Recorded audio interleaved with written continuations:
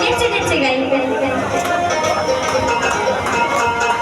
আমার ভগবান কোথায় জন্মগ্রহণ করেছিল, কিভাবে জন্মগ্রহণ করেছিল, আর ঘরে জন্মগ্রহণ করেছিল, জন্মগ্রহণের পর তিনি কোথায় গিয়ে মানুষ হয়েছিল, বড় হয়েছিল, ঠিক কিনা?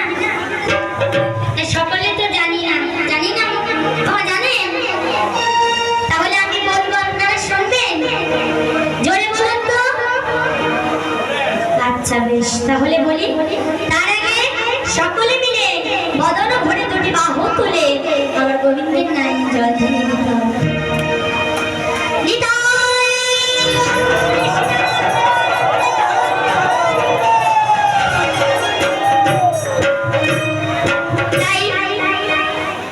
এবার শুনুন, আমার ভগবানের কোথায় জন্ম হয়েছিল, তাই কি বলছেন?